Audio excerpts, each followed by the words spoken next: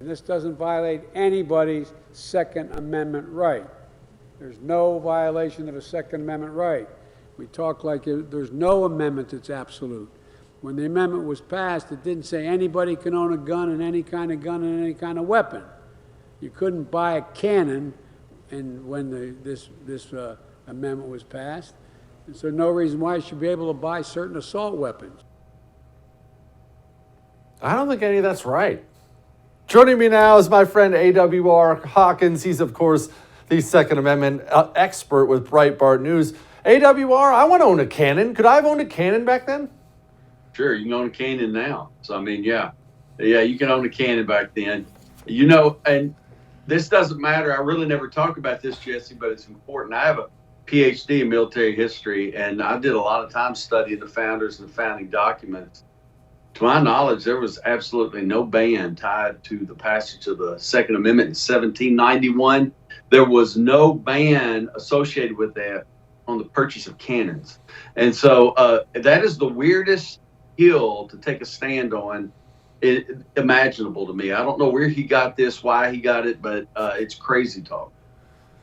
Okay, I realize this is 101 talk and everybody watching understands this, but could you explain exactly why, as an expert on history, why did they pass the Second Amendment? Was it about deer hunting? Yeah. Jesse, number one, you're the best. Number two, the Second Amendment is about protecting ourselves from our government. You know, I don't know if you saw, I had a video with Nebraska Governor Pete Ricketts last week. And I asked Governor Ricketts, why do we have a Second Amendment? He said, so we can protect our rights from the government. He's exactly right. I mean, that is it. And the founders understood that if the people weren't armed, the government would run over the people, just flat run over them. And your listeners, your viewers, my readers, our listeners, if you want to understand this, read Federalist 46. I'd say that's about 4.5-page document, not a big commitment. Read Federalist 46, see what James Madison said. I'm going to paraphrase him, but he said that Americans are exceptional because armed. And he talked about how being armed allows them to fend off threats from their own government. And that is how our founders viewed it. How about that? Well, I mean, let's hope we don't have any weapons of war, though, according to Hakeem Jeffries. In America, we have 4% of the world's population, but 40% of the world's guns. That means there are more than 300 million guns circulating in the United States of America.